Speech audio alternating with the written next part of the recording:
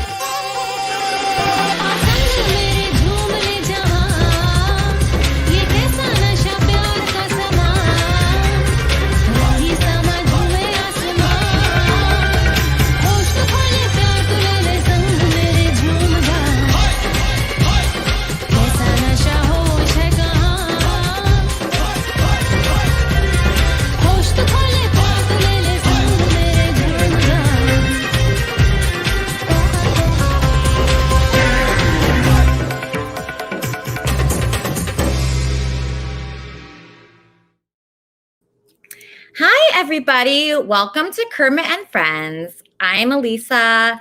This is Fozzie, and Kermit is watching from heaven. We have a huge show today. Onision is here. I am so excited. What a week it has been. I just loved last week's show. I've been torturing myself just thinking, how can I make every week better and better? Well, according to Kabbalah University, Satan says, I love and respect myself only if I accomplish things. But God loves and respects me for who I am, not my accomplishments. It doesn't matter whether I have a good episode of Kermit and Friends or not. It doesn't matter if I'm in the tabloids or on the radio. Who I am is not what I do. Who I am is inside. So while I was promoting Onision being on the show today, I got a lot of weirdos responding with hatred pointing in my direction. And I'm just warning you people, don't tell me who to hate. It's not going to work on me. I'm a huge Onision fan. I love his work. I love his videos. I showed his videos to my nephews. I love his creativity. I love that he never gives up no matter what anyone says. I like that he's here today, obviously. The beauty of Onision is he doesn't need anybody else. Everything comes from within him. And I want to show everybody that could happen with you too. He's got a lot of spirit. He's actually one of the more pure people, that I've seen online on YouTube express themselves online. So I'm Team Onision. I'm sorry. Plus, he reminds me a little bit of Christian Grey. And everybody knows I love Christian Grey. I noticed there's a lot of, haters and people who are discouragers. And I noticed something about those people that are discouraging. They're never up to anything interesting. So I actually learned from people like that. Don't be a discourager. Be someone who has discouragers, because that means that you're on to something. So I'm going to borrow a quote from Onision. If you want to be happy, you focus on happy people and let everyone else live in their own world. You cannot change people or what they think. You can only live and do what's best for you, okay? Do what's best for you. That's it. Don't focus on anybody negative. Like right now, Andy, my fiance, is on my roof right now. I choose not to focus on that. He's on top of my roof currently, Andy Dick. I am not sure why he's up there, but I don't know if he's upset, but he is on my roof, and that is true. And I don't know what to do about that. Sugar, my co-host, and he's on my roof.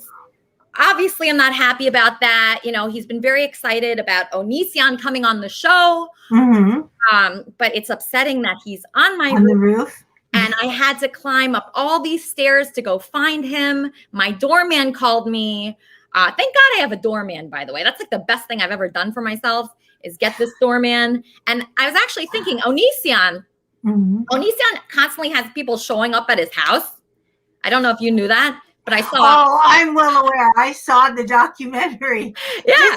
This is a safe space. We don't judge. I want to hear from Onision, but I know who this guy is and what he's done. But I'm concerned. Is Andy going to jump?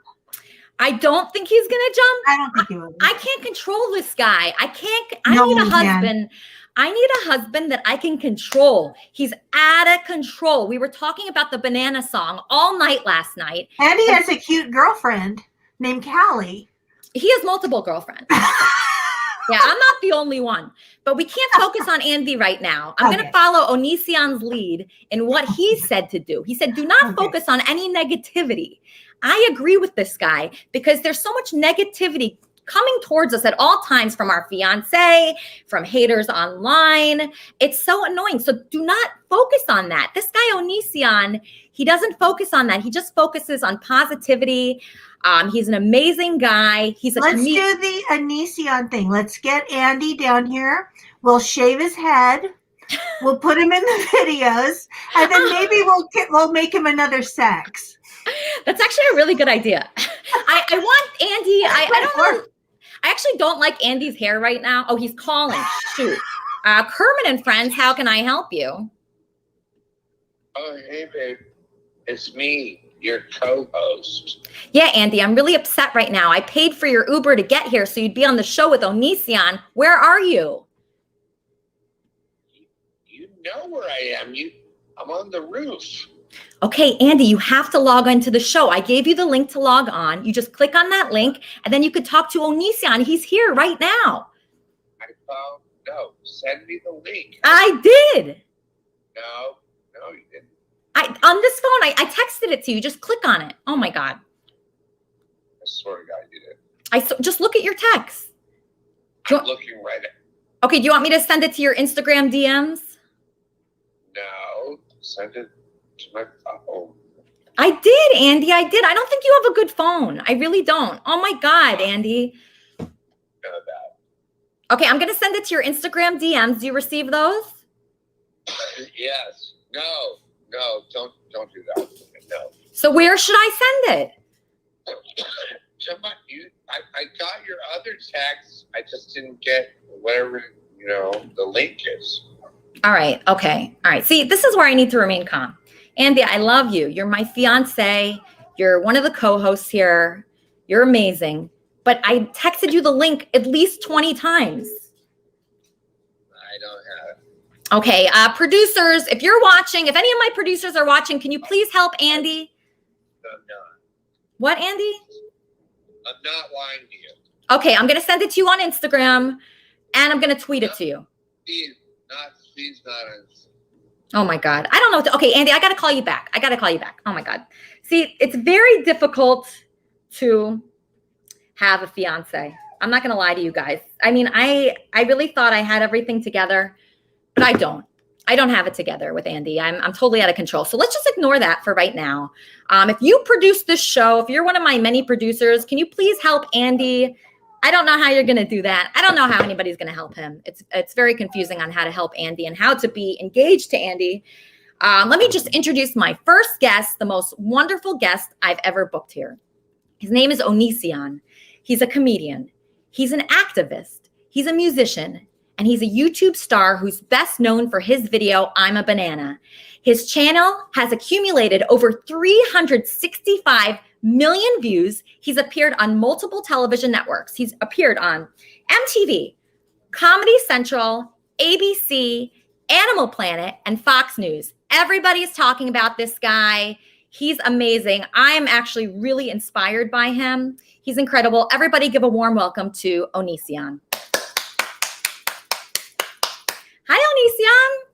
Hi. Oh, geez. Can you hear me okay? Yeah, I can hear you perfectly. Beautiful. Welcome Okay. to Kermit and Friends. Hi. Hi, I'm a big fan. I was so excited that you agreed to appear on the show today. And I just have so many questions for you. How are you? You said goodbye 2 months ago. Is that right? Yeah, during one of my more dramatic moods. Yeah. So what inspired you to say goodbye to all of your fans?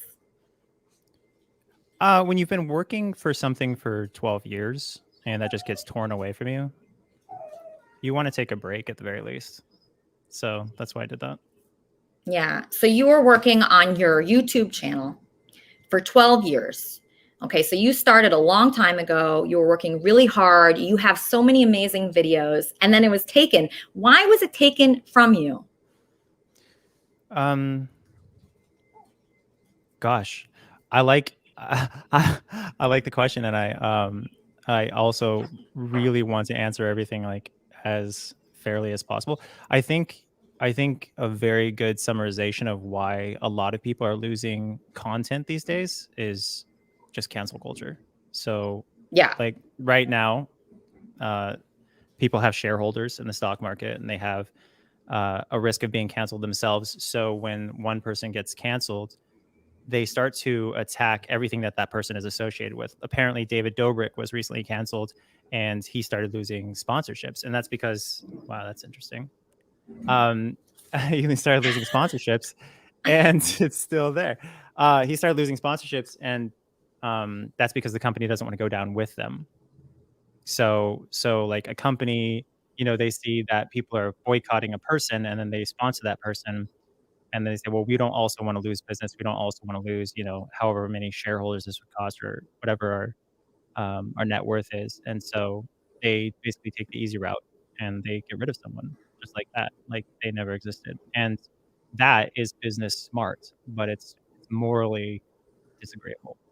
Hey, Andy. Anyway, yeah, but no, to be more specific, there's a documentary on Discovery Plus, and that called for me to be removed from the internet basically entirely. It's a very interesting situation. Andy, do you have a question for Onision? Oh, I have a statement. It's a very horrible situation for you to be in, and you're gonna do fine, buddy. I must say, I fear for you both, because you're not taking the position of the anti-Onision, and anybody who does that is the next target of that community. So it's kind of horrifying to see anybody not speak ill of me, because I worry for them. And you think I care? I'm sticking up for you, dude. Well, you sir have your own extensive celebrity experience, so tell me all about it. You understand a lot of how things work in the biz. So well, the thing is, Onision, is anybody like not at risk of being canceled right now? You can't do anything without being canceled. It's just ridiculous. And in your situation, I did watch your documentary, and I was pissed off because, everybody who's famous has people that are groupies that want to sleep with them, right? So these, what I call groupies, I don't know what you call them, they are coming after you. They want you. You have fans that want you. And they come after you, and you ignored them. You actually ignored them. And then they kept coming. And then that's what pissed me off. And now you're at fault. Like, I do not understand that. That actually pisses me off. And so that's why, I don't know. I just feel like I'm going to be canceled. Andy, I think he's canceled already. Who is not in danger of being canceled at this point? That was what was interesting, is people were telling me not to go on the stream because they're like, do you know about Andy Dick? And and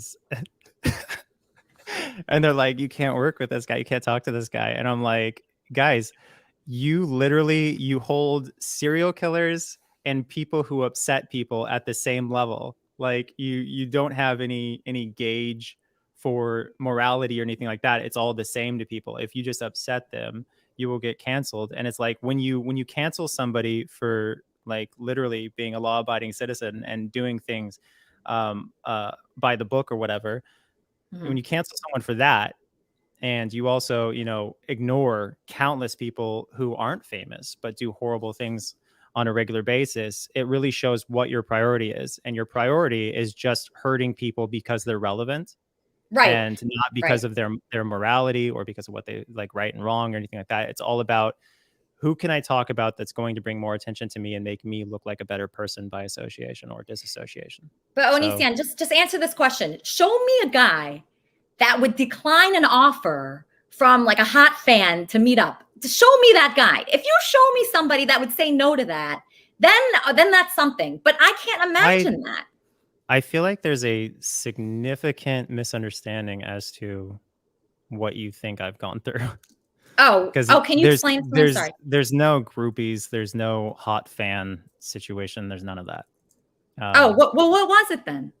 Yeah. So I dated a Canadian pop star like 10 years ago. And I say pop star kind of loosely because she was never like huge, but she was like big enough to get like over 1 million views on one of her music videos. And she dove into my life. Like she contacted me. They showed it in the documentary. It was like early December 2010. And I responded to her with something inspirational, like, hang in there. Life is worth living or whatever. Cause she was talking about how she was really upset and, on the edge of suicide and stuff like that. And I wanted to help her or whatever. And just be, that person that I represented in my videos, somebody who cares about suicide awareness, etc. It's such a long story, but I actually, and this is full disclosure, I straight up left my spouse for this person. Wow. And that spouse was Sky, right? She was your high school sweetheart? Not exactly. See, the thing that so I broke up with Sky because I once said, I can never make you happy. Like no matter what I do, I can never make you happy. And that was when we were 18 and 19. Or maybe we were 19 and 19. I don't know. But then I joined the Air Force. And when I was there, Sky was writing me letters. And I saw that in the Air Force, there are benefits to where if you're drunken peasants, nice. No, but if you get married, there's so many benefits to being married. And I thought, well, this person was my best friend. And I was like, how great would it be to have my best friend go with me wherever I wanted? And we have these benefits and I take care of her and yada, yada, yada. So I wound up marrying my best friend. And then Shiloh comes along and I fell pretty madly in love with Shiloh. So I had threatened divorce 6 months prior to that because she said that because we were married, half of my stuff was hers. And I said, but that wasn't the agreement when we got married because I asked for a prenuptial agreement. And so I said, well, if that's how you feel, if you really are in this marriage for half my things, then let's get divorced now. And she said, okay, never mind. If we get divorced, then I won't try to take your stuff. And I was like, okay, that's fine. Then we'll just stay together. And so then Shiloh came along and I fell for Shiloh. And then I realized, this is what a real relationship is supposed to be like. And then I, went on to the Shiloh thing. But this is like, I could talk for probably 10 hours about this in depth because it's such a thorough and rich story. Mm-hmm. But no, I broke up with Shiloh like 7, 8, or 9 things. Andy, I can't hear you. Is he intentionally muted? Andy, what did you say, sweetheart? It's me. You could talk for years about what it's like to be going out with a girl. Right. A little Andy, sexist there. Andy, is that pointed in my direction? No, you're the best one I ever went out with. Aw, Nice. that's so nice to hear. Amy. Oh, what a sweetheart. I love Andy. Actually, Andy's the first person that ever proposed to me. Onision, no one has. And I found in dating, before that men just didn't want to get married. And you are not like that. You like commitment, Onision? I've proposed to 4 people in my life. So I'd say I'm pretty into that commitment thing. Did anybody say yes? Sorry, what? Anybody say yes? 4 of 4, yeah. Wow. All of them said yes. Then why are you married to them? I've been married 9 years. To all 4 of them? I don't understand. No. Are you honest? No. There was this woman named Adrian. She lived in Texas, and I proposed to her, and I had only known her for like 2 weeks. It was ridiculous. This But kid, he's she a nice kid. He really He's is. not. I told you, Andy. I've been talking about Onision to Andy all week, and he forgets, right, Andy? And I don't fucking forget.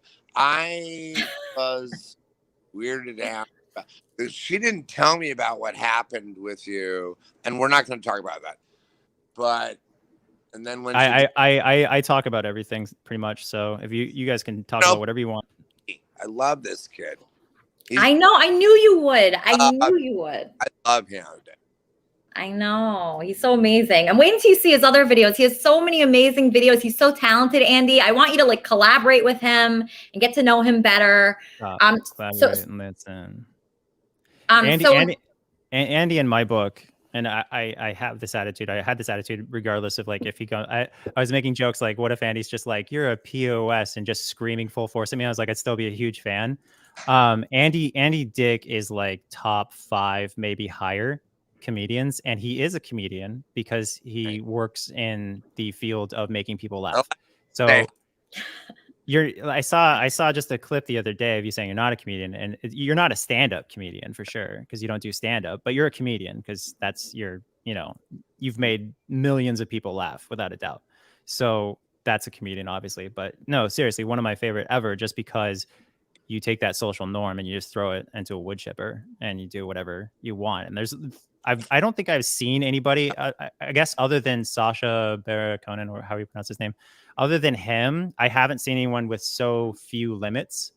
Even like I've seen some comedians pretend they don't have limits, but then like they censor themselves over time, and then they aren't the same comedian anymore. But it seems like Andy's right on the same path, which is amazing. Thank you. You're so great. Listen, that's so sweet.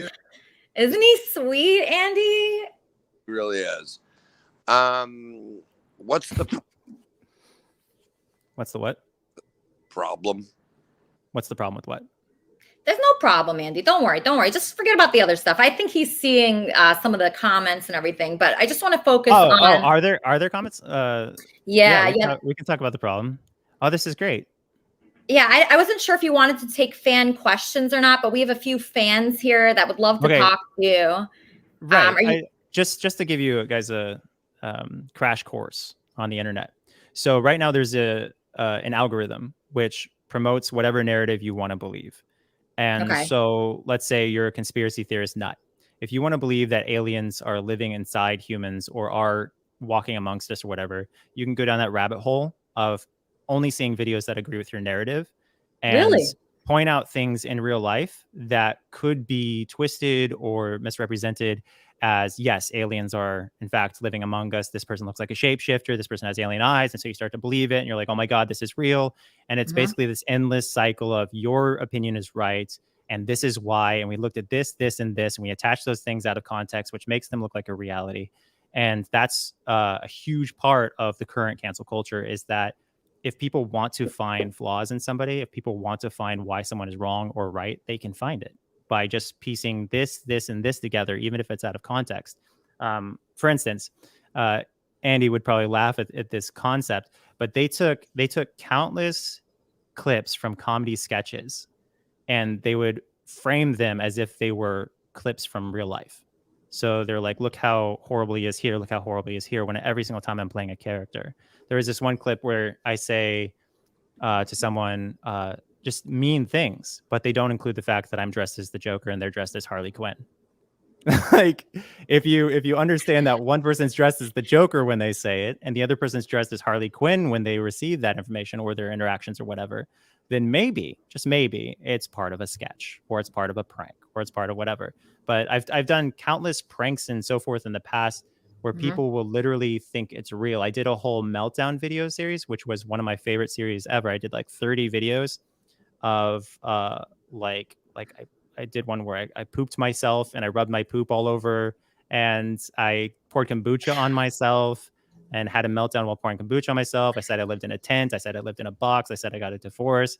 I said I was getting kicked out of my hotel room or whatever. And I was just countless things like that. And it was so fun because people were eating it up and they were believing every bit of it. And I was trying to put subtle hints in all these meltdown videos and nobody seemed to understand it at all because it fueled their already existing narrative that I was a nutcase. And I thought that was one of the most entertaining things to do until someone showed up to my house. And then I stopped doing it because I was like, these guys really have drank the Kool-Aid to such an extent that they're actually willing to turn it into real life. And so, and does that scare you? Does that scare you when people show up? If you have small children, it's very scary because, I have a whole family. And when people show up to your house, you just think these people need mental help just because they don't understand that this is fiction. Right. Right. So if you have small children, you have your wife and you're in a house that's so exposed. I mean, multiple people have shown up there. I could see that could be very frightening. Is that the main reason why you said goodbye? No, the main reason I said goodbye was because it was an assortment of emotions, but yeah. And you're an emotional guy, I think. Can be. It depends. Normally I'm pretty chill unless you put someone I love in danger typically. And that's when I'm not so chill. On camera, I'm whatever I wish to be, which is completely out of my mind if I want to be, because that's fun. Just being a character. So there's a huge difference between, me as a person and me as a character. And people don't distinguish that these days for some reason. Yeah, I wasn't sure because I felt those emotions that I saw you express. I saw you express a lot of sadness, frustration. You went pretty crazy on a few videos. And I was wondering, if you're bipolar or you have depression or anything like that. That's something I suffer from. That's why I'm asking that. Have you ever been diagnosed? You're bipolar? Yes.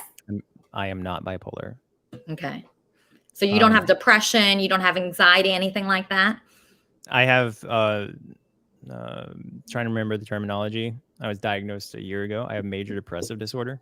Okay. So that just means, an existential crisis is very common with me. And also, what's up? He's talking. Okay, I know. What was that, Andy? Is he cussing at commenters? Boo motherfucking who? Oh, okay. There you go.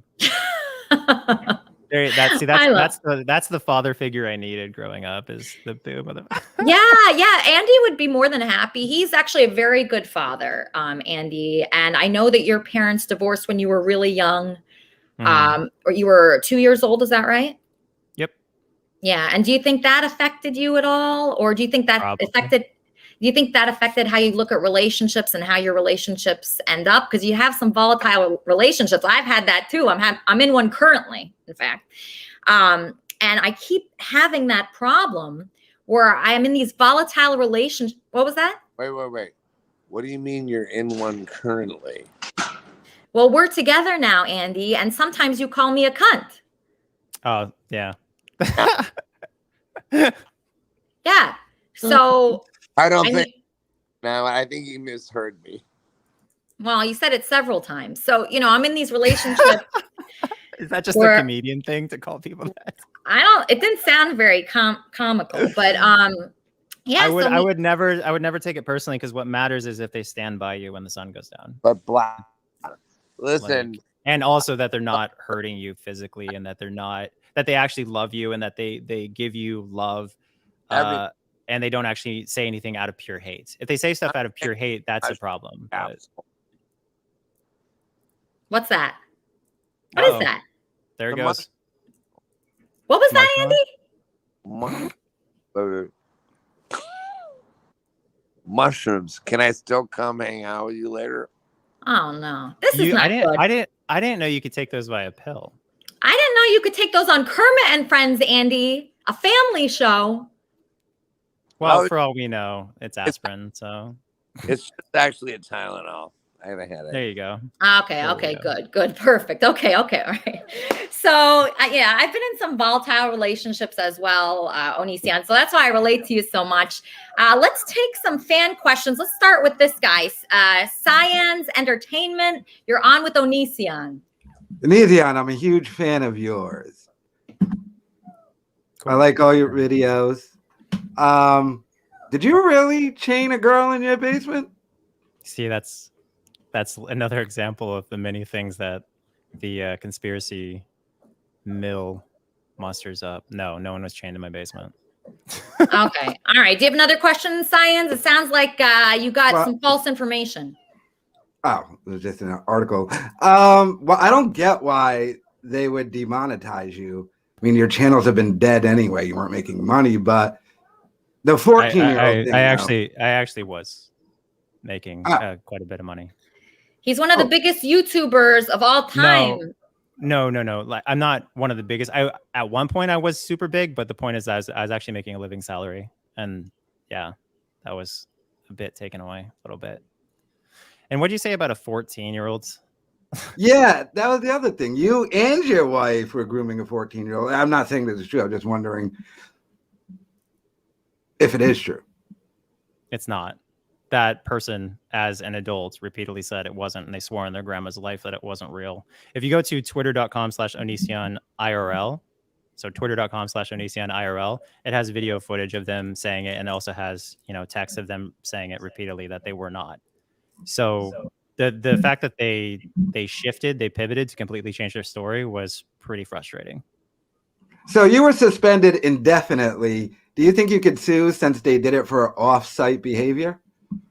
You would need a lawyer that isn't afraid of being bombarded by negative reviews, and that's hard to find. Because, cancel culture, it affects people with actual jobs too. Sorry, I'm just staring at Andy Dick.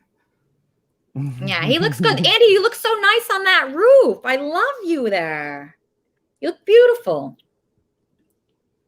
Yeah. Okay. Hear me now? Yes. You know what? You know who's gonna hear me real loud and clear?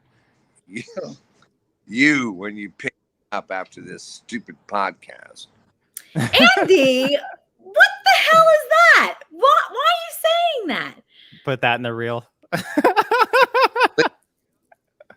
He keeps muting me, dude. Because your audio is so bad. I'm sorry. I wish it was better. I need to get you some headphones or something. No, I'm in your apartment building on the roof of your apartment building. That is true. That's a good point. I got to move Andy in here. That's the thing. Andy lives right now with 9 roommates. So we're trying to find him a good home. So I'm not sure if that's with me or maybe with Onision here. What? Stop there. It's with you. So I'm not in an entertainment relevant location. Really? What do you mean? Either are we. LA is a little bit more relevant. Actually. Oh yeah, how come you don't live in LA or somewhere like that? I'm a rain and clouds kind of person. You are? Yeah. Oh, okay. Yeah, because I know you've always lived there and you would be such a great actor. I always thought that about you. I'm basically a vampire as far as my weather preference. So it's like going to LA feels like my eyes are being melted. Okay. All right. So let's take another question from Lori, Muslim emo Charlotte. Nice. Lori, a big fan of Onision. Lori, what is your question? I'm a bit more indifferent now, but I grew up watching Onision. I looked up to him for a really long time. I used to be a patron for his on and off for a couple years. Actually, I've been trying to think of a question all week. And it's been so hard because I already know everything. Really? Yes, because I've been paying attention. I know both sides of everything. I think that some of it is very convoluted, and just bull crap. I think it's a bit two-sided. And being someone that experiences a similar mental disorder as said person, I can understand why they would flip like that. But I also think it's extremely shitty that they would do that. Well, it wasn't. I wasn't the person who went through all the horrible things. Like, yeah, I lost monetization, and yeah, I lost numerous means to make a living on other platforms and so forth. But I really feel like the person they betrayed was the person I'm married to.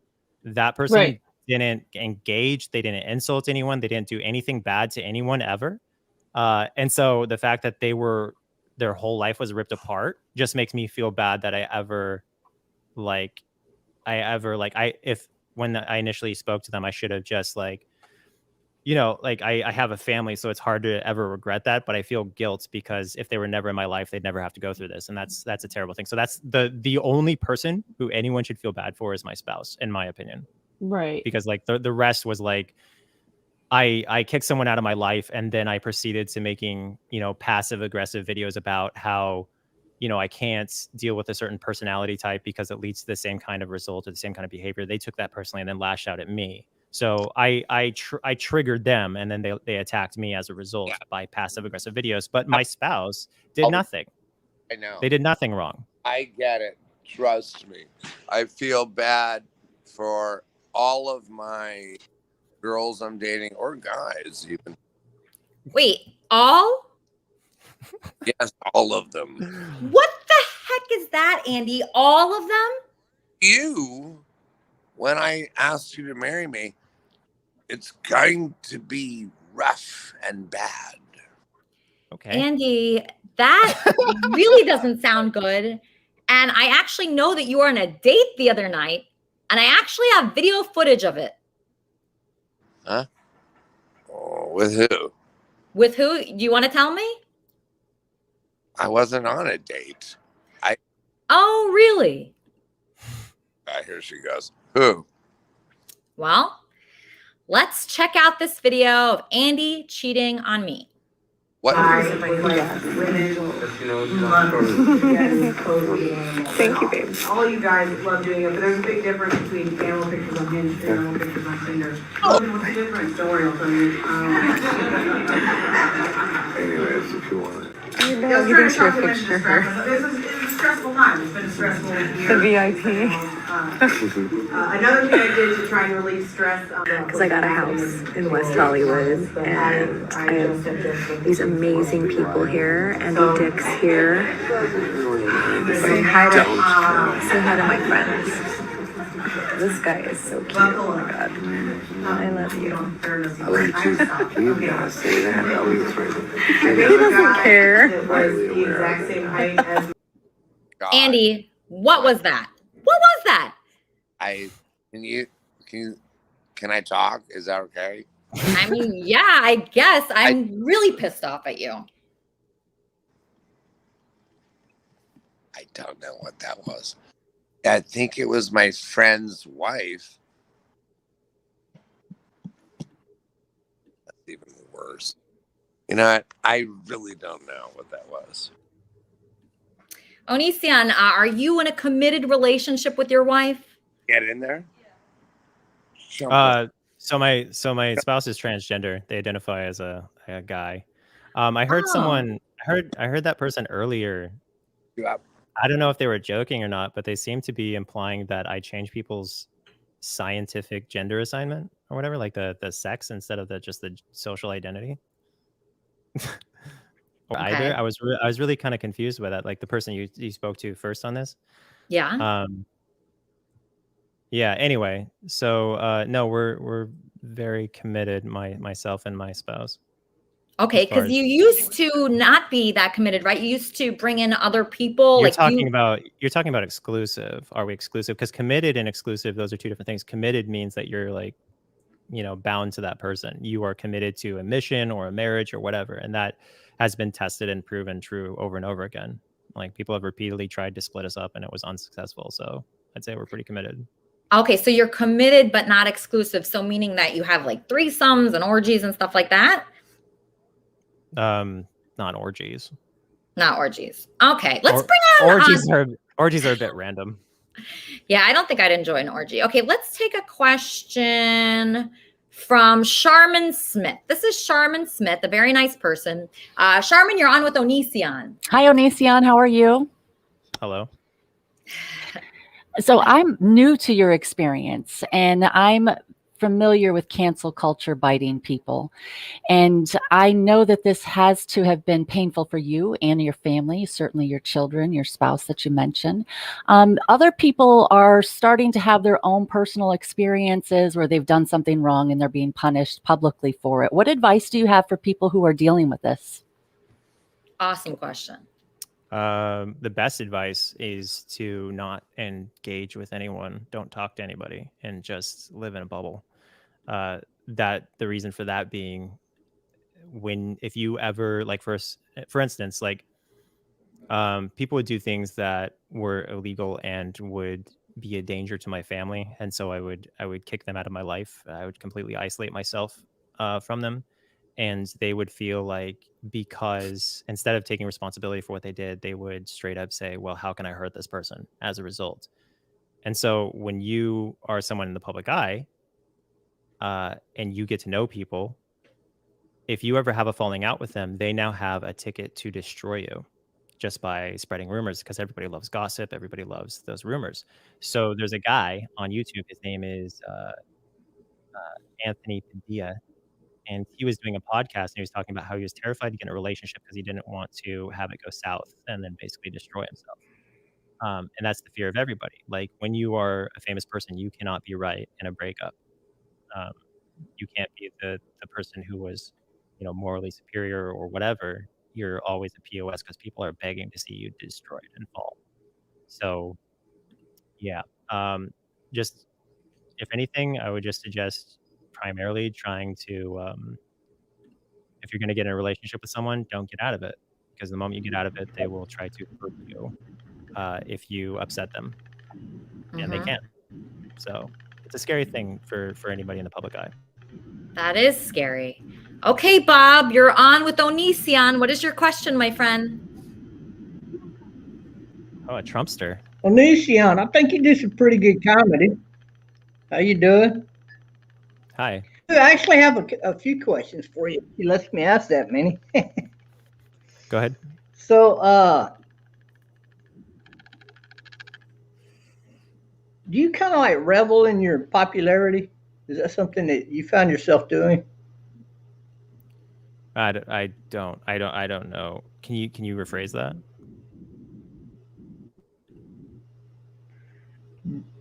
Whenever you started getting like really popular, is that something that sort of became addicting to you, or I'm a workaholic. in any way make you kind of go big-headed on people?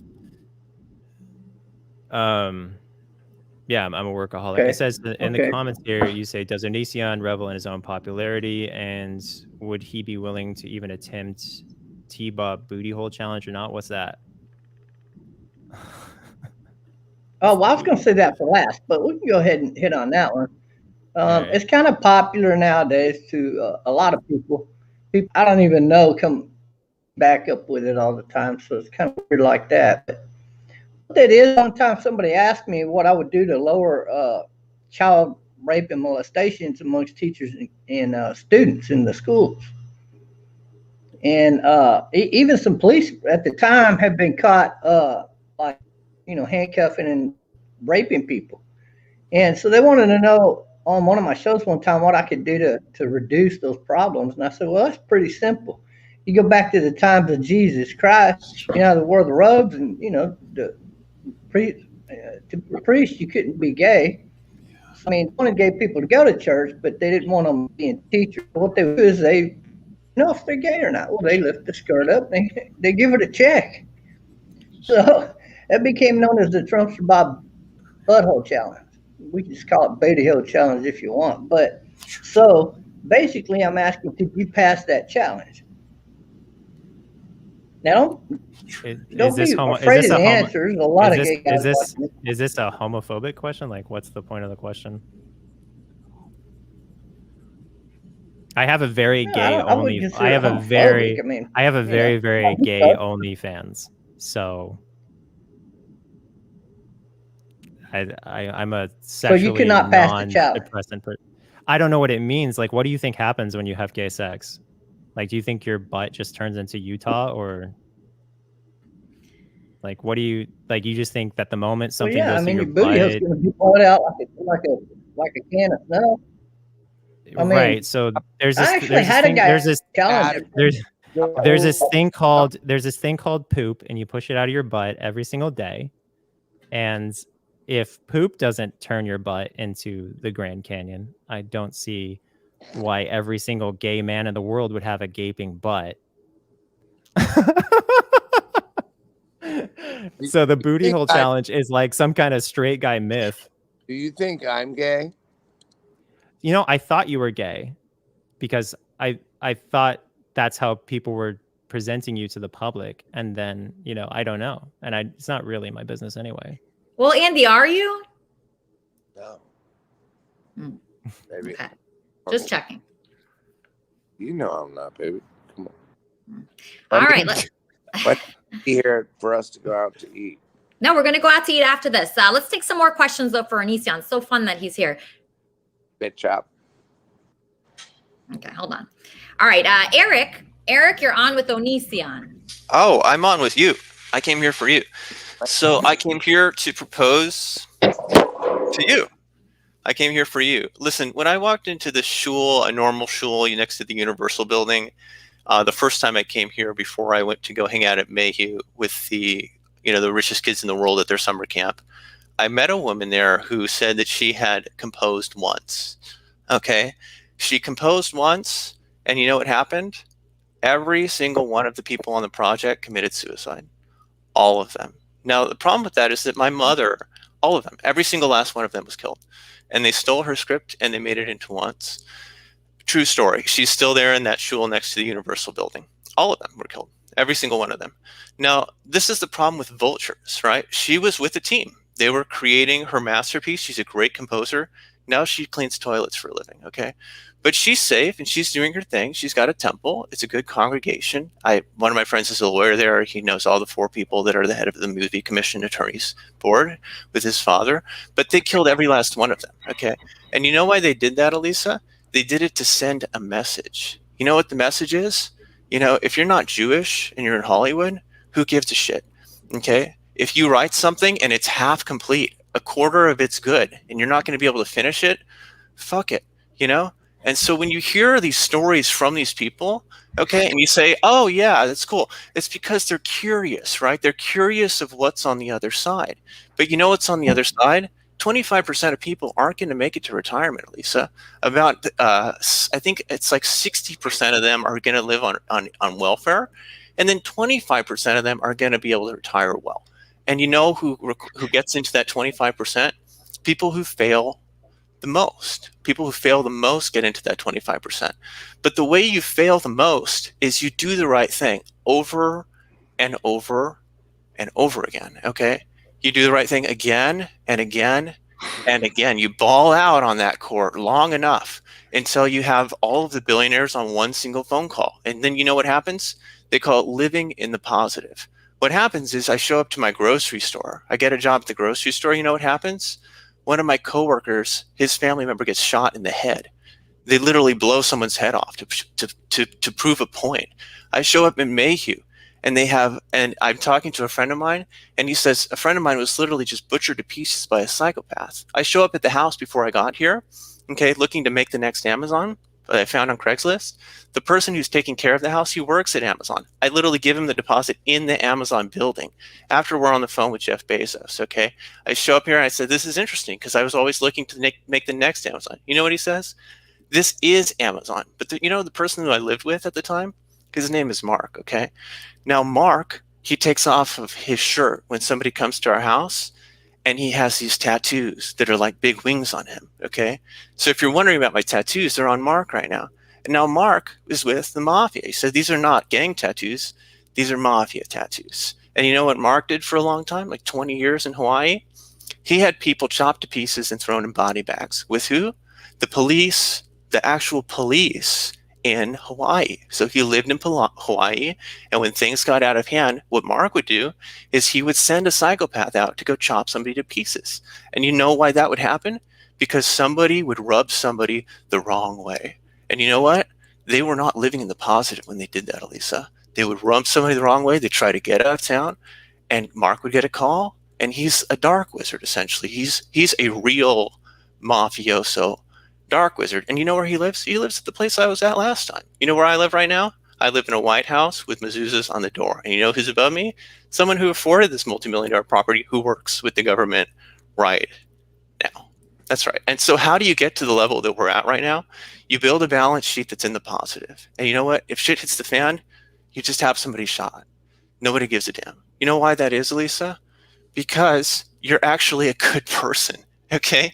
Because you keep doing things again and again. You don't support child pornography.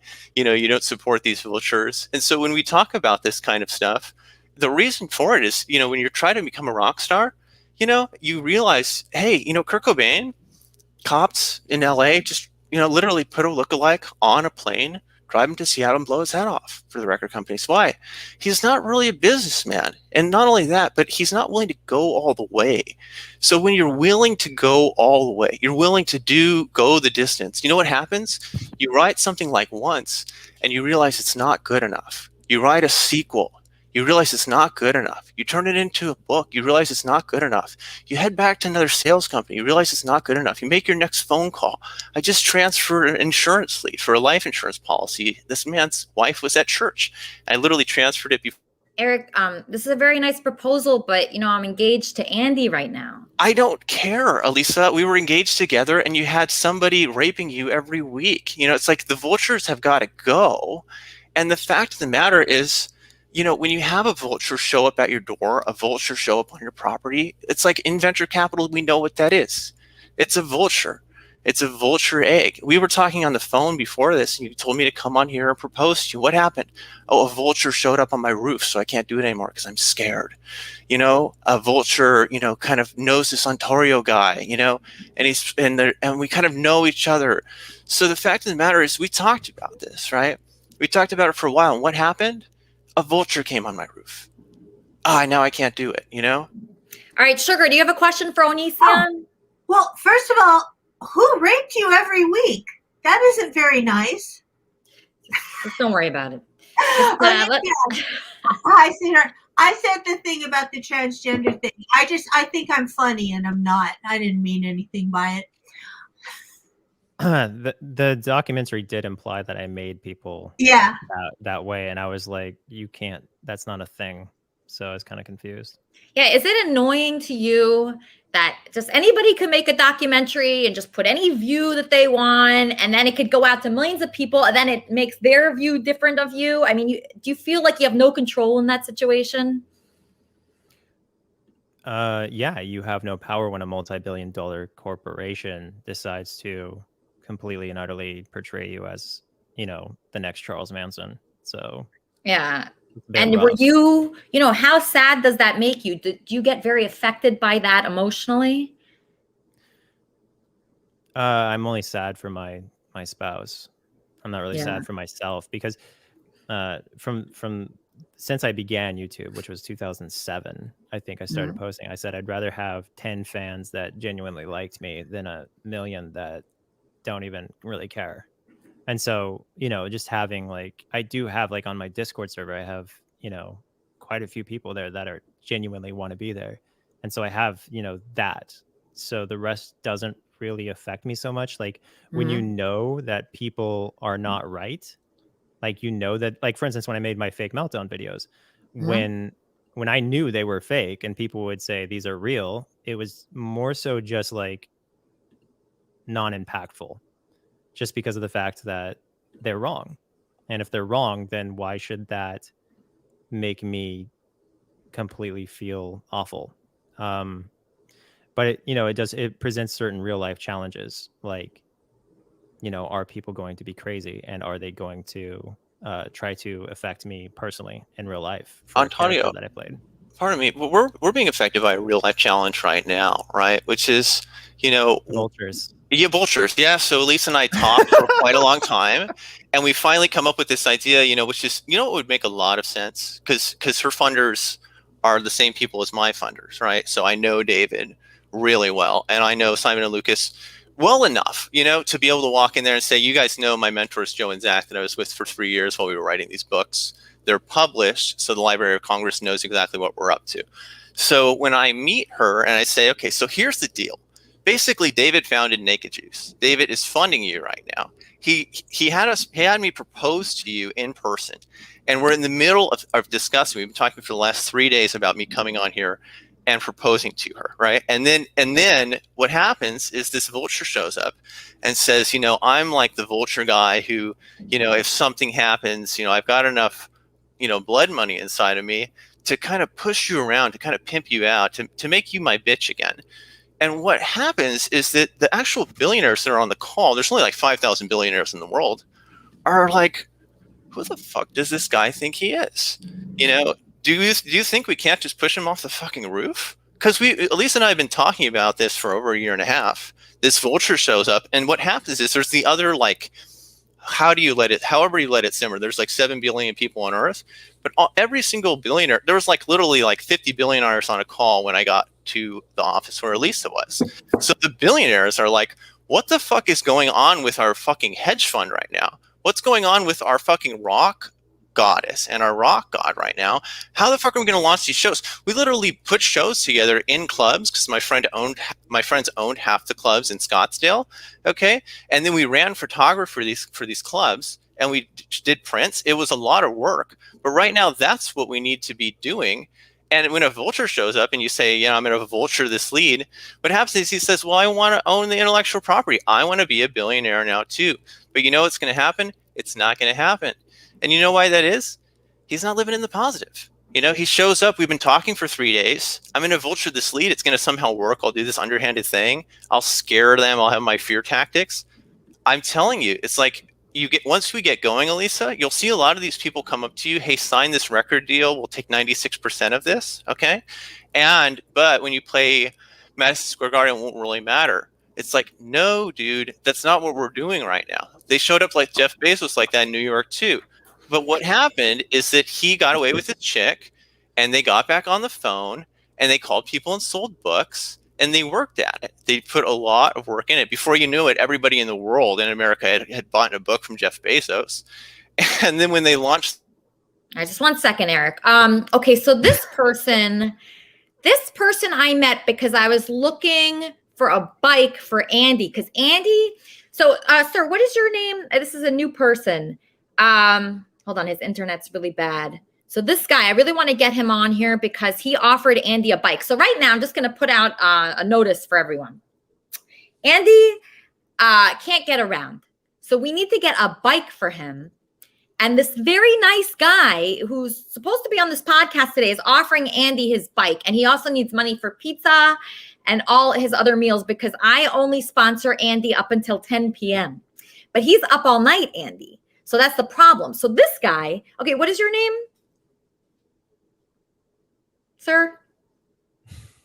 Oh my God. What the hell is going on? Sir? Okay, never mind. That guy is supposed to help us with Andy and getting a bike and just some money so he can get food. And anybody else who wants to contribute to that, like actually Onision offered a bike for Andy. Was that a real offer, Onision? Yeah, like if he wanted to just grab it, he can. But wow. I'm quite far away, so it wouldn't be worth the trip, probably. Yeah. Okay. So let's bring this rabbi on. Rabbi Harry Friedman. You're on with Onision. Rabbi Harry, any question for Onision? I feel like I'm on with Jim Morrison right now. That's a nice compliment. I'm not. I think you got me mixed up. I'm not a rabbi. I'm a doctor with the CDC, if you recall. Oh, okay, a doctor with the CDC. Actually, I have your bio here. Let me just read it. Yeah, I don't know who this rabbi. Let me just try to get this camera straight. Okay. Okay. So well, you look with the CDC. I don't know. Okay, so Dr. Harry Friedman. Yes. Is a doctor. Okay, so give us a little bit of your background. I work with Fauci. I was involved in helping, with the COVID and everything, preventative suggestions, things like that.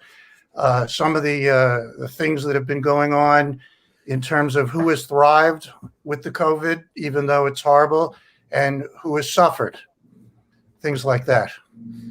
Okay. So you're very helpful with COVID.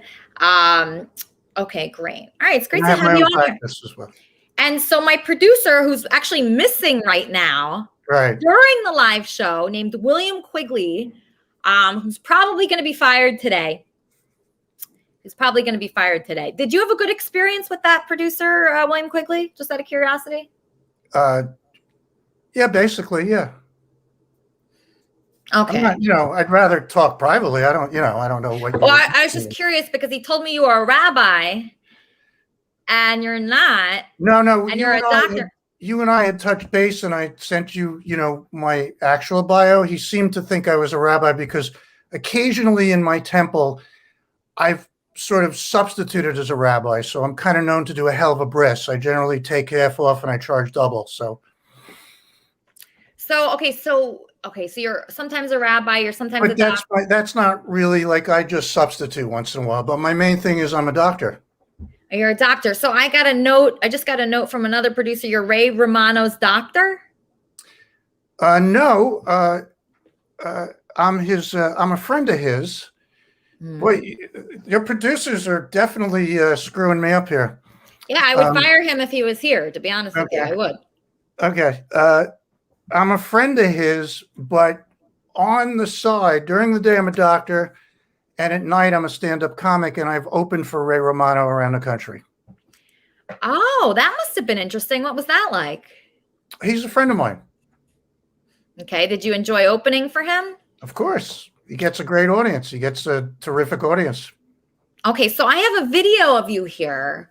I would like to play it. This is a video with me and a fellow comedian, and we made a video where we did a little parody of Seinfeld, comedians in cars getting coffee, and this is comedians in cars getting COVID. Okay, great. So I'm going to get Onision. So Onision, I don't know if you know him, but he had 85 million views on a single video. I had 150. Okay. So we're going to get Onision's opinion on your video because he's made a lot of successful videos. Okay. He was featured on Tosh, is it 4.0, 2.0? The Tosh Show 2.0, I think. And he was featured on a documentary that's extremely popular. So what we're going to do is we're going to play your video and see what he thinks and get his honest opinion on it. So here it is. Let me just find it. Comedians in cars. Let's see. See if I can find it. Okay, comedians in cars getting COVID.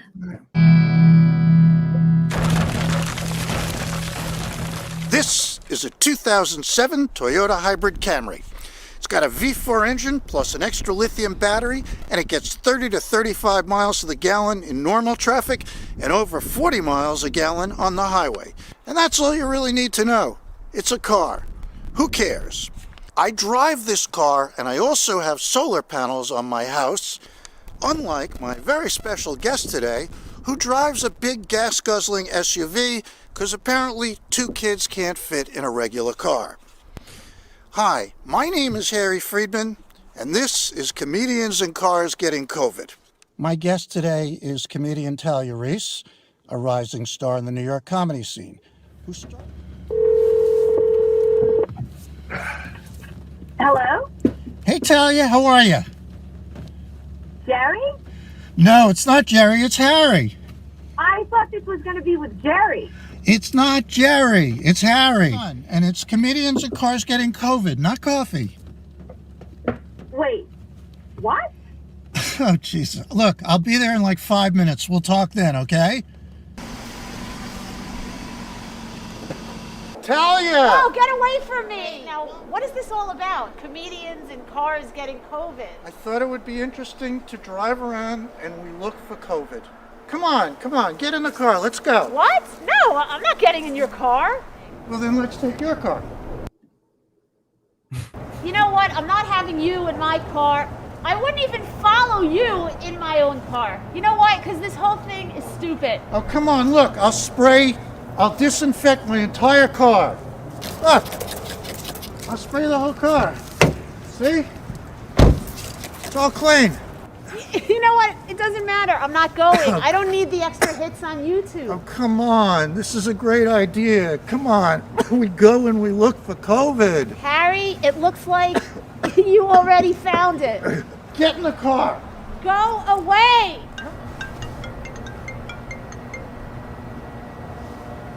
Hello? Yes! I just got a call from Seinfeld. He wants me to do the real one. Wait. I'll see you around. So long, sucker. Wait, Harry, wait. I'll go. I'll do it. I'll do it. I don't think so. Whoa. I don't think so. Whoa. Get back. Yes, Andy. Baby, I just want to come down there. I just want to come down there. You want to come here? I want to lay down for like 20 minutes so we go out to eat. Why can't you lay down up there? There's all those nice lounge chairs. You can lay by the pool. It's cold? I want to come down there. It's cold. All right, I'll consider that. All right, that was Andy. All right, so Onision, what did you think of Dr. Harry's video? What's the goal? And I can say my answer based on that. Is the goal views? Is the goal laughs? Is the goal what's more important? None of the above. Just to annoy people. It's a funny idea. It's a really funny idea, and it's very witty in the sense that I would have never thought. I don't think I'd think of that. It's a good play on words. Okay. How amazing is that? Oh my gosh, that like warms my heart so much that Onision said that, Harry. I mean, that's unbelievable. So would you say for him to make more videos like that on a frequent basis, what should he do? He has that video. What should he do now? Everyone starts out somewhere. So like when I began making videos, they were not as good as that. So awesome. That's better than when I began. So I would say you could go anywhere. Just whatever you want. Take time to make, and then the thing is, I know online you have to do a certain amount of volume, and these take time to make. So just have really, really good ideas, and if it takes you the longer amount of time it takes you, the probably better it'll do, because people notice. Like they tend to notice. Billy's here. People tend to notice how much effort you put into something. I've seen that personally. Like when I put more effort into something, or at least I paid attention to a trend, it took off a lot more efficiently than whatever. But it depends on your goal. If you want a small audience, do what you want. I think the baseball bat, you should have like hit the girl with the baseball bat at the end. That would have been. Then you get canceled. Then you get canceled all over again. Well, like it'd be an act, right? Like when he pulled it out, I was like, oh, he's gonna. No, but later on they'll do a documentary where they edit it out of context and they say you actually beat people with baseball bats. And then they don't tell people it's a joke. Like I have a little boy in my bedroom. That's not a joke. He's just laying on a couch, but it's like it's a little boy. It's okay. I can't get canceled for having a little boy in my bedroom, right, little boy? Help me. Right. He doesn't need help. Stay there off camera. Sorry. There's Elisa, I just woke up. I saw your reminder for the show. I forgot that you were having a show this morning because I don't follow time and space or anything. That's okay. I'm happy you're here. I took a bag of gummies so I could sleep early last night. I have sleep gummies, and I just overslept. Well, I'm glad you're here now. Do you have a question for Onision? I literally missed the entire show. I don't know what's been talked about. I do want to say hi, Onision. You followed me back on Twitter this week, and then you blocked me, right?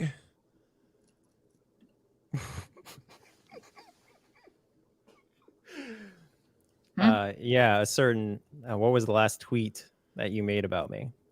What did I make a tweet about you recently? Yeah, I don't remember. What was the tweet?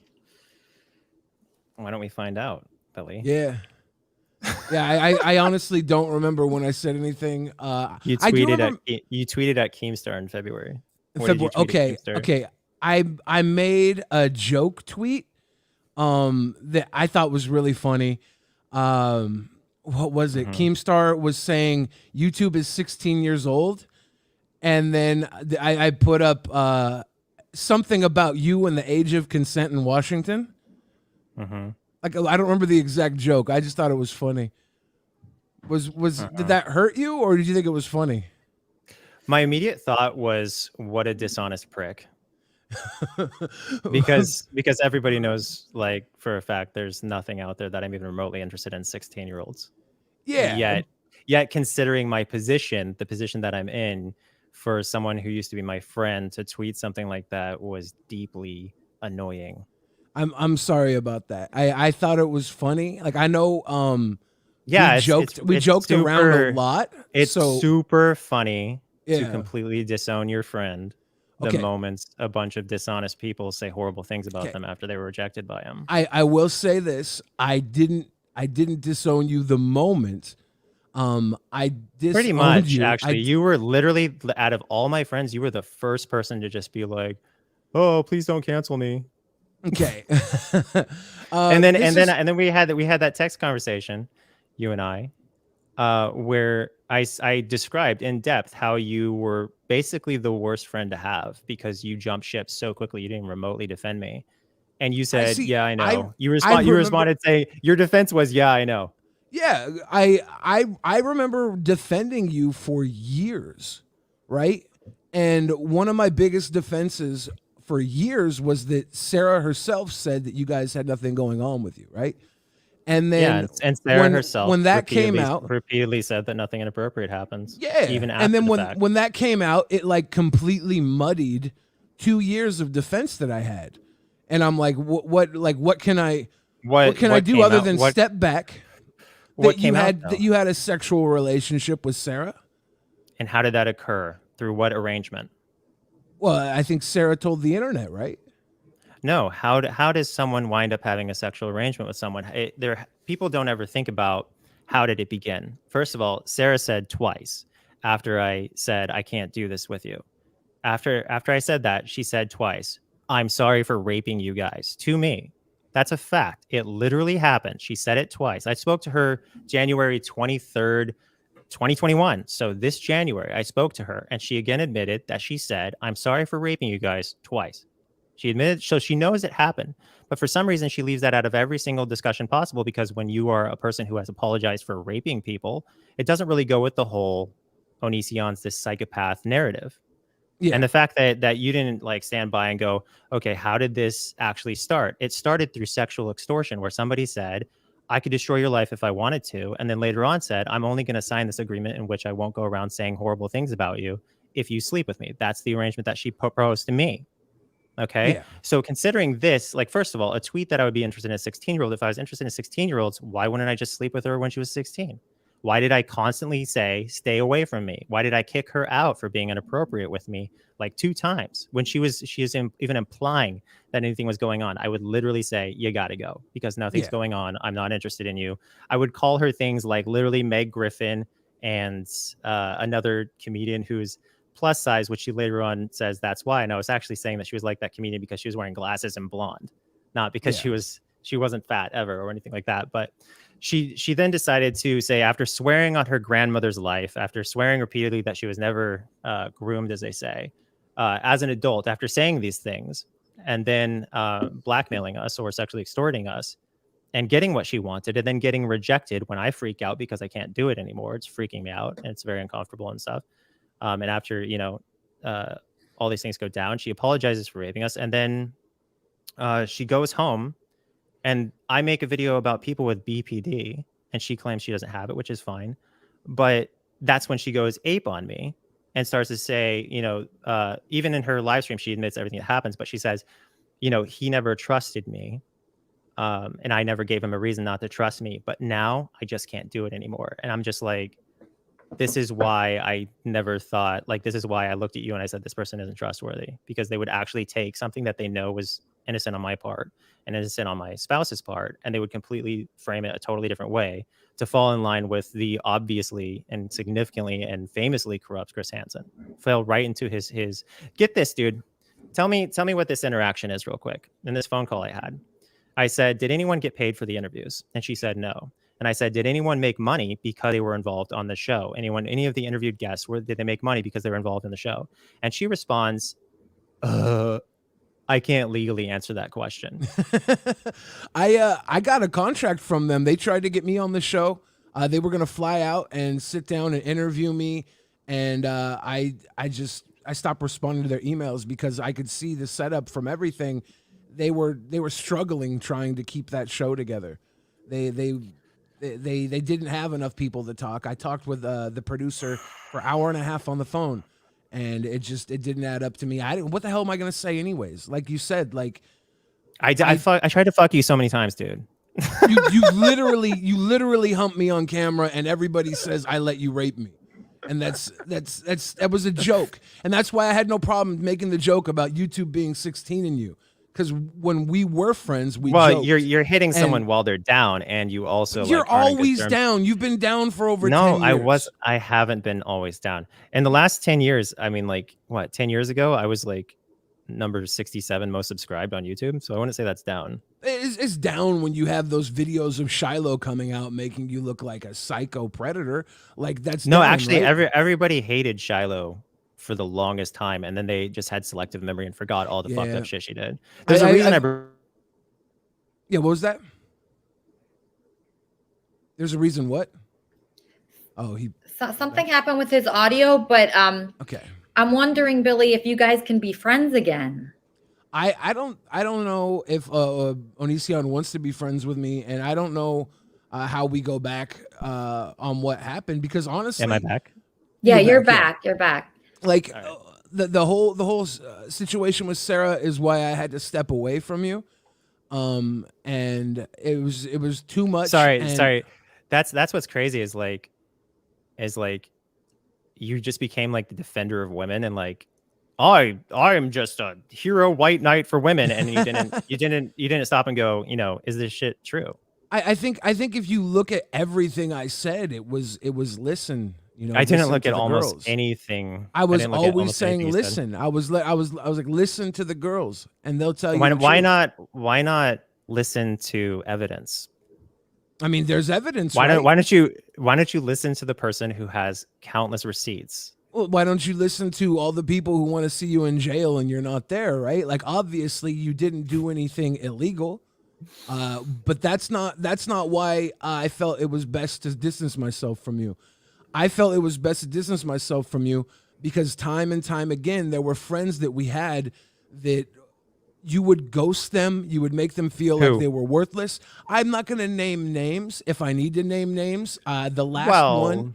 The last one, I could say without naming names, the last one, right as all this went down, you started ghosting her. She'd been at your house for like months. She'd come over and hang out with you. No, and Kai. dude. And, those and- those texts are on twitter.com/Onision. I know. You posted them publicly, and she felt 'Cause like she was worthless.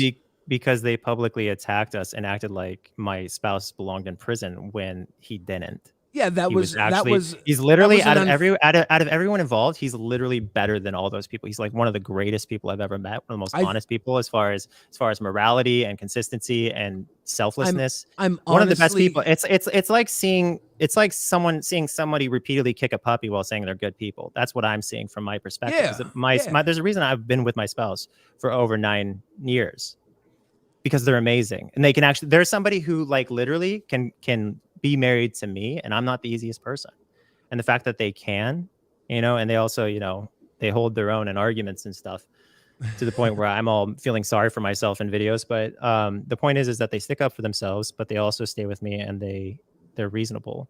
And you're talking about a person that person. First of all, apparently they're all on good terms now. Everybody's friends again or whatever. That's but, good. Yeah, but secondly, that person literally apologized because they completely and utterly threw my spouse under the bus because they were ghosted. Yeah, because they were ghosted. And you know why they were ghosted? Because why? Because the best friend that my spouse ever had just went public trying to make them look awful, and so they had a major trust complex. Like use your reasoning skills. Why would somebody ghost somebody else? Probably because they just got their heart ripped out of their chest and they're trying to deal with that. Yeah, and that's why that person responded so poorly, I think, because they had their heart ripped out by the heart being ripped out of your spouse. It's a Right, chain reaction. So you had one example. Yeah. Well, that was And that person has since resolved their differences. And is actually on. And I know there's other some people. of the best terms I've seen, actually. There's other people who have resolved their differences with you as well that had a weird falling out with you over the years, and it was a repeated thing. There was another person that we shot with the same time we shot with that person at the house in Yakima, and they had a falling out with you, and I heard that they went out with you to a lunch afterwards after we stopped talking, and that I thought that was nice that you made up with these people. What, Andy? Andy, I'm busy. What? Do I have to walk home? No, you don't have to walk home. I'm bringing you to lunch after this. I don't want to be on the roof. It's freezing. Go inside. You don't have to be outside on the roof. I guess I'm just gonna walk home. Why would you walk home? Just go to the lobby. Just make yourself comfortable there, and I'll. No, I'm gonna come down with you. Oh God. Ugh. God, being in a relationship's tough. So do you think there's a possibility that you guys would be friends again? Onision, can you forgive Billy for the tweet and for, showing up? Do you feel like Billy was trying to like frame you when he showed up at your house, or what do you think was his intention? I think that what he did was really funny until you consider the fact that I have a family. And then it's not so funny, the whole showing up to my house thing. Like, I didn't really think about that at the time, but it was like really messed up. I was like, holy crap, I have like my kids inside and you're telling people how to go to my house. It's like borderline evil stuff. We didn't like show how to get to your house. We just showed the front of your house. We made sure to like hide privately the entire way there. You also proved that I was physically there and everybody already knew my address. Yeah. And honestly, I didn't want to do that entire thing. If you watch the whole show, I was kind of being pushed by my my old pal Joe. And when we got there, I was hoping that you wouldn't even come outside. When the lady pulled up before you even came outside and said she called the police, I was like, good, this is going to end with the police telling me to never come back. And then what happened. And I for what I did there to you and your family, I truly am sorry. But that doesn't matter. Like, it really doesn't matter. It's in the past. It happened. Can you trust Billy again? Onision, can you trust him? First of all, I love how this turned into an episode of Maury or whatever. I'm the father. No, like this may be misplaced Andy, or whatever. This he just keeps calling me over and over. This may be misplaced, but I have a deep love for most everyone I've ever been friends with, so I can forgive people pretty easily. It's just a matter of, putting myself in the same situations and not allowing that to happen. Yeah. And I'll say this, to me, you were a great friend, and I really am sorry that it didn't work out for that. Because you will you just kiss and make up already? What, Andy? What? Where are you? I'm in my apartment right now doing Kermit and Friends. What do you mean with who? Billy the Fridge, Onision, Corey? What do you mean with who? We can always continue this another time so Andy can get off the roof. I'm freezing. Okay, all right, fine. Okay, I'll end early because of you, Andy. We're having a foursome for crying out loud. Andy, okay. Early. No, I'm ending it early because of you, Andy. Yes, look what you've done. I had a great show here with Onision. I said I just want to come down there and lay down there with you. Lay down there? Okay, so you want me to get off my chair here, and you want me to go answer the door? My dog's gonna be barking. Can't you just wait? Just wait like 5 minutes. Oh my God. Yeah. No, baby. How far away is my walk? Tell me that. I'm gonna pick you up and I'm gonna be down there in like 3 minutes, okay? Oh, I've been up here for an hour. Please. All right. Okay. I'm gonna take one more question. I'm gonna end. Oh my gosh. One more question. DJ Smooth, you're on with Onision. I have to end soon because my boyfriend or whatever the heck he is, fiance, is going crazy on my roof. DJ Smooth, what is your question for Onision? I didn't have a question. I just wanted to say big up Chris Hansen and all the boys. Big up the Right Opinion. Woo! What is that, DJ Smooth? What do you mean? Oh, you're not on too, are you? Right, you've got no clue at all. Wait there, let me pull this off. Right, you're on to Chris Hansen. What? He's an internet troll. They're very common. He's not an internet troll. No, I think he's saying you're an internet troll. I'm saying you have a bandana on your mask, on your face. Yeah. That was smart. You have a bandana on your face. Yeah, you're alone in your room, buddy. You don't know I'm alone here. Is it sunny inside? I'm in England, man. It's never sunny anywhere. Yeah, so it kind of seems a little silly, like you're an internet troll. Big up, Chris Hansen. All right. There's your fan, right there. That's your fan. Yeah, exactly. Okay, so this is the host of the wrap-up show. We have a wrap-up show to this show, Onision, that goes over what happens on Kermit and Friends on a different show. Corey, you have a couple questions for Onision before we talk about the wrap-up? Yeah, DJ Smooth ruined one of them. I was just wondering why he never answered the door when Chris Hansen was going rat-tat-tat. But there you go. How long Is have it you been still grooming sunny? Elisa? Is it still sunny? Well, but how long have you been grooming Elisa? Well, me. There's one. I don't know the guy. I'm just getting questions out of the blue to ask from I'm too young a little to birdie. Who's That's me. I'm way too old to be groomed, first of all. So that's out of the question. And also Onision's married for like 9 years or something like that. So That's another one I got from someone, is that why did you film your wife's meltdowns? That's just, like I said, I don't know the guy. I love the consistent misinformation. Not my wife. Well, I just got word that you filmed your wife's meltdowns for some reason. I've got meltdown. one. What was the deal with you in the back of a hatchback truck in your underwear, floating around? What? Huh? He was in the right. You know, fucking trucks you guys have in the States have like the hatch. You know, the fucking open backs to them. Yeah, he was in one of them, filled with water, and he was in his underwear, and he was kind of like floating around in it. Why are you wearing a mask and glasses? That's my question. Like, I feel like if you're wearing a mask and glasses, like you don't you said, have an he's opinion. an internet troll, and he's not even good at it. He's just an internet troll wannabe. I'm not Trust even me. wrong though. Like there's a legit video. Do you think? I know that for a while. Do you think that like you look cool right now? Like you're making mad cool points, getting them on the online. I think you're avoiding my question. Well, I just if I'm going to talk to someone, they should at least have the decency to show me their face. Nobody looks cool right now, but I think Billy the Fridge is looking pretty good as a friend compared to those guys. I'm so happy that you guys are friends again. I hope that you continue to talk. And I that was like an interesting segue. Escape.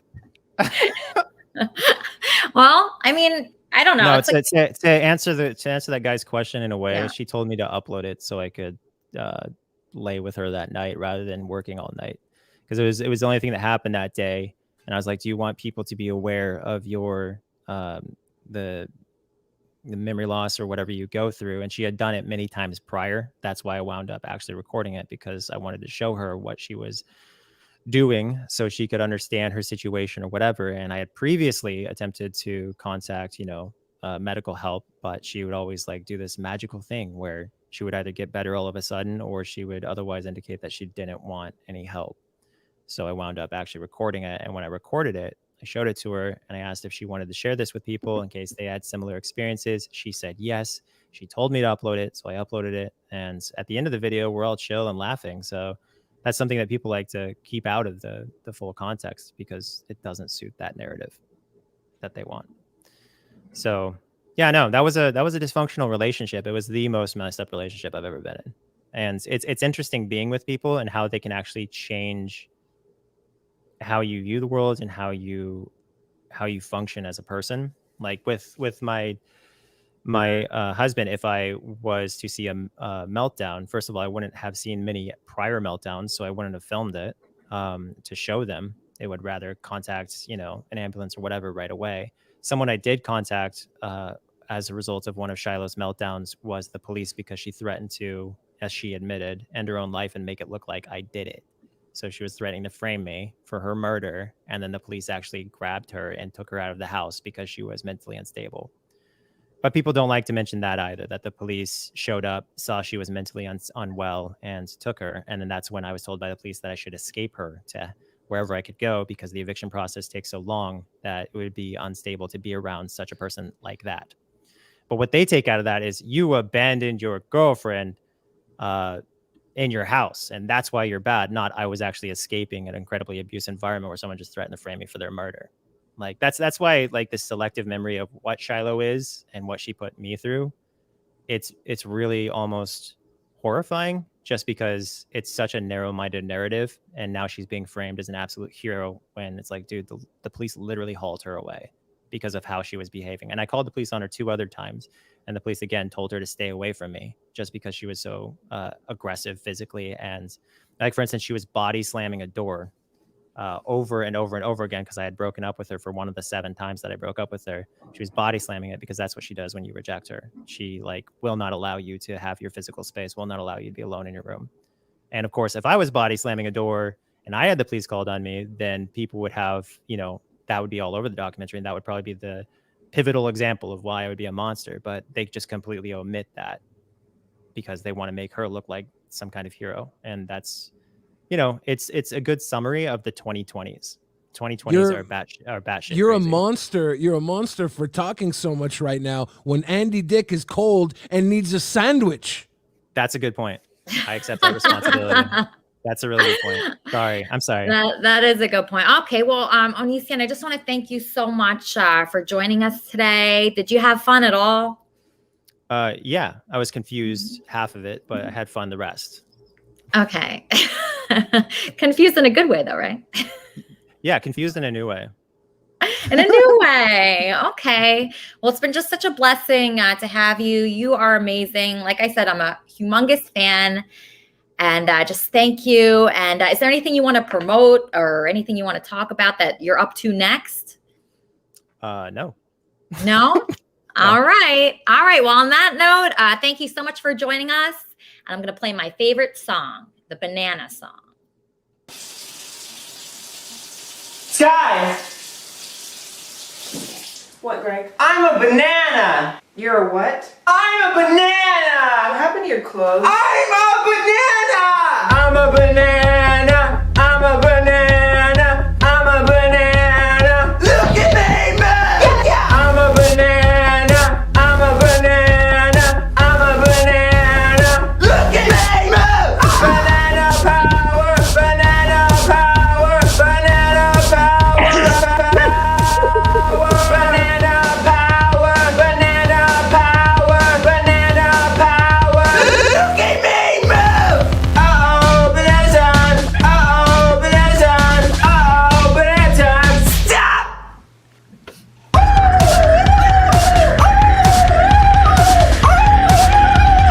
Stop!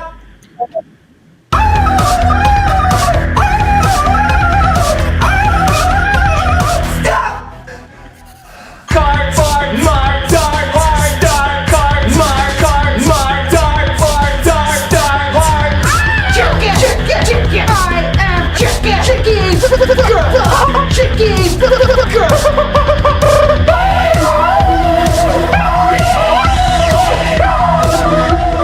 Stop!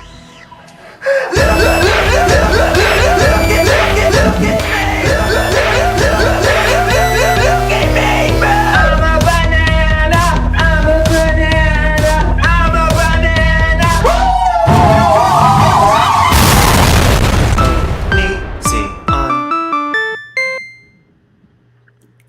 I love that video. I love that song. How fun was Onision today, you guys? I'm really glad you picked him and he was on today. I loved his story. I connected with it on a really personal level I didn't expect to. Really? Yeah. What do you mean? How did you connect with it on a personal level? Well, I have a really complicated story I don't talk a lot about. And I appreciated him sharing how people can go out of their way to destroy you and how important it is not to try to feed into their chaos. Yes, yes. But sometimes it's confusing. If two people are fighting all the time, like Andy and I right now, right? It's like, who is wrong? Sometimes it's hard to tell, like maybe both people are wrong. Maybe both people are in the wrong. Right. Right. Absolutely. It can absolutely happen because there's usually a situation where everybody holds some sort of responsibility. Right.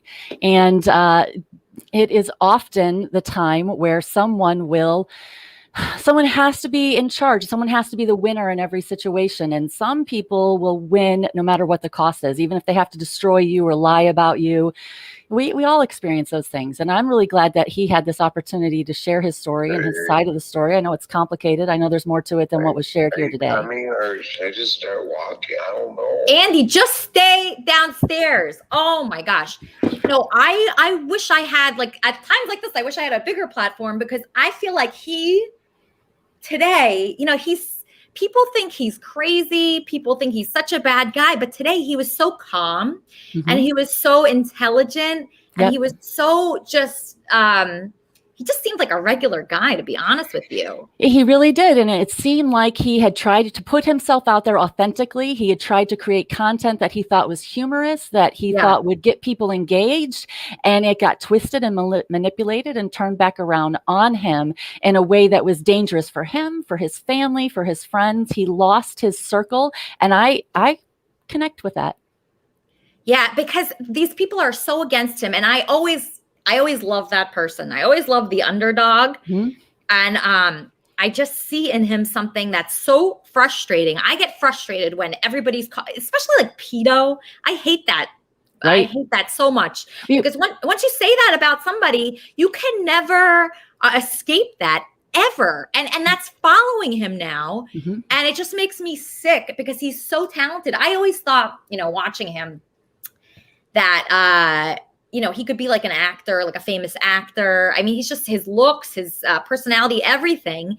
And then I feel like people are very jealous of him. I think that's what it comes down to a lot, because when I see, like, even my haters at my level, people are hating on me. The bigger you get, the more haters you get. And that's just how it is. And he's obviously very good at dealing with it, but it annoys me seeing people go against him when he's obviously innocent. He's not in jail. He wasn't convicted of anything. No, that pedo accusation is something I feel really sensitive about too, right? I don't think you should just go around accusing anybody of being something they're not falsely, but especially not that.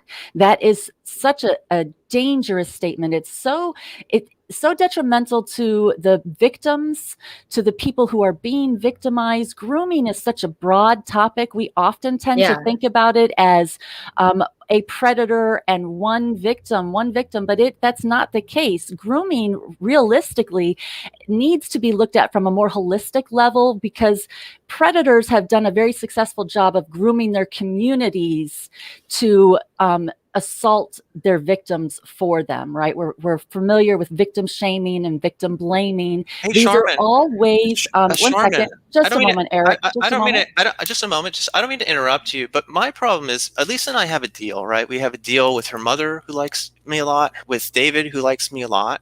So we have a deal going on right now, and then we have a vulture on her roof. So what happens if this vulture has his arm twisted by some really bad people and they lead Elisa astray and they hurt her seriously? What do we do in that situation if they try to victimize her again? Remember, Benji Bronk, took her hostage for a long time, and I've been trying to get her out of this. Her mother's been trying to get her out of this situation. She knows I'm here to negotiate for someone who's like my family, like my little girl, pretty much. If my little girl was in this situation, I'd be here to negotiate her way out.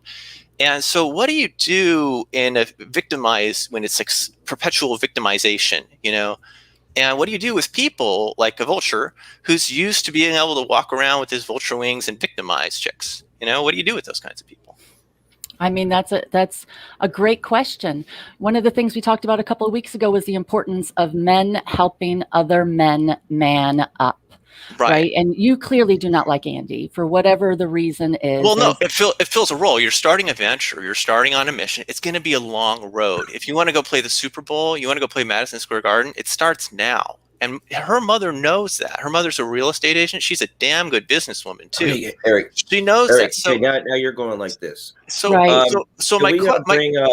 my question is, when you're on a long road like that, we know that it could be anyone. Anybody could come by and vulture the lead. It could be anyone who comes over and says, hey, sign on the dotted line and I'll get half of you making a hundredth of what you were going to make, versus you getting all of what you're going to make. So let me just vulture the deal. And she knows David is looking at this right now like, who the bleep does this person think he is? Eric, you're more obsessed Quigley and Chris put together. So in venture capital, we know that it just happens. People come by and they act like there's something that they're not. You know, they say I'm famous and they act like there's something they're not. Then it gets real, and we find out when they go to Vegas, they actually check in with these people and they go, "Uh-oh,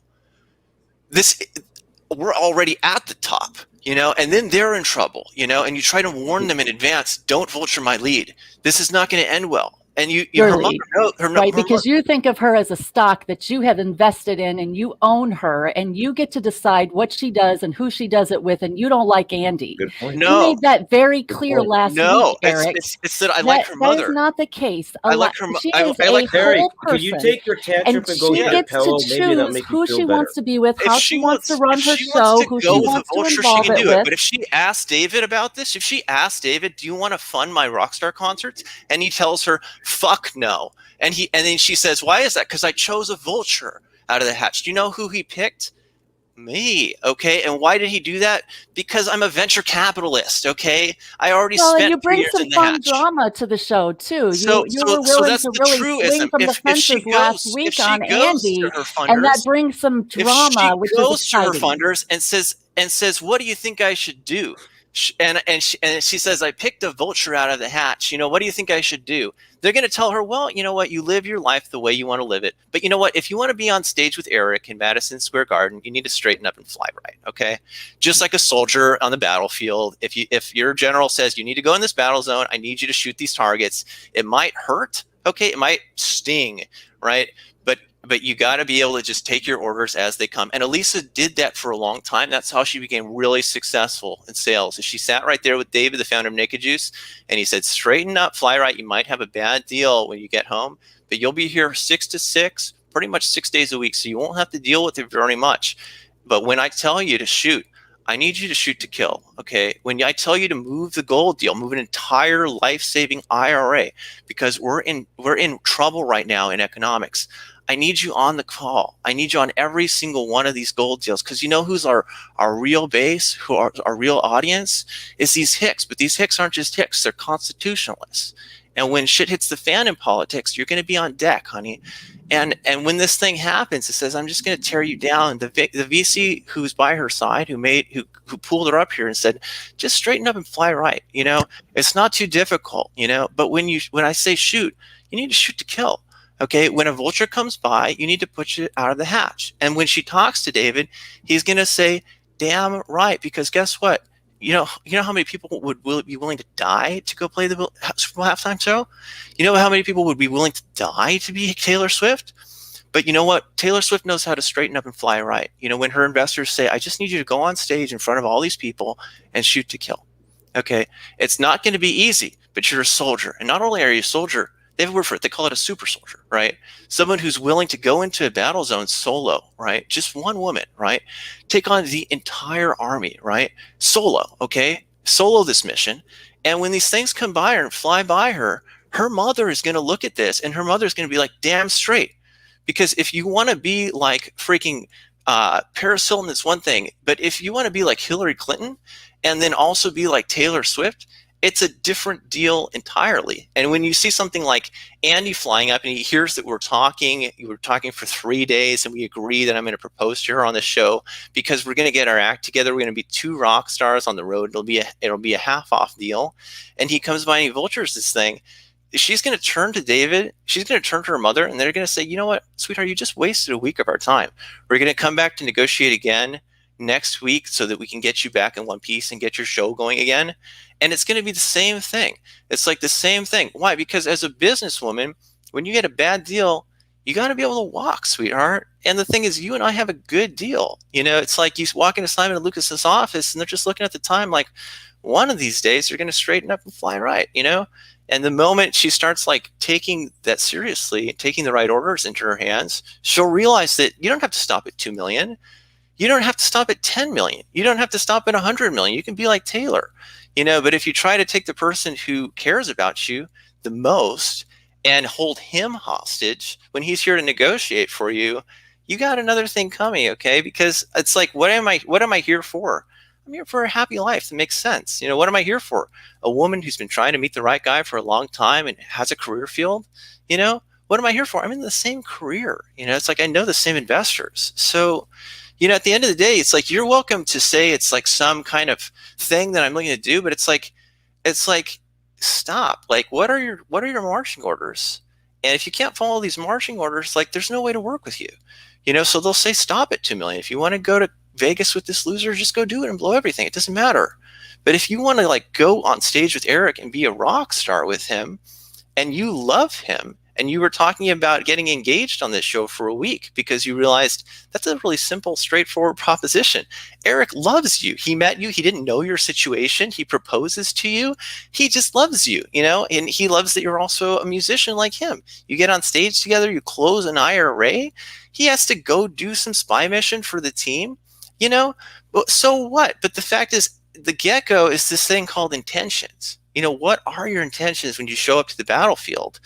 And being able to say, well, I love my country. I'm willing to die for my country. I love this woman. I'm willing to die for this woman. I proved that, I believe in her career. I know what we need to do next.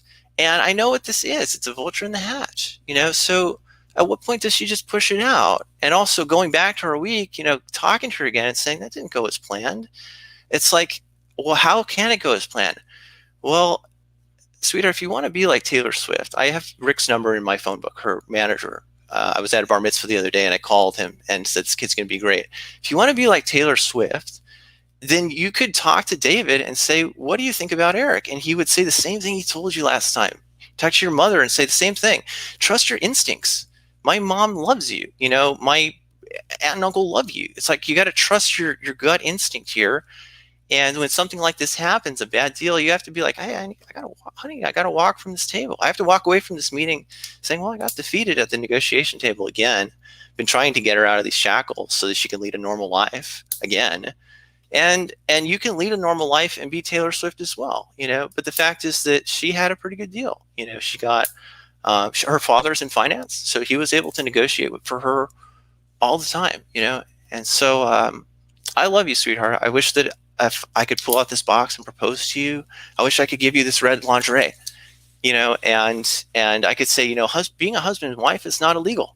And if you meet someone and you love them a lot and they're being held hostage, you can negotiate to get them out, but at some point they got to give you the girl. And at some point you got to get the show on the road.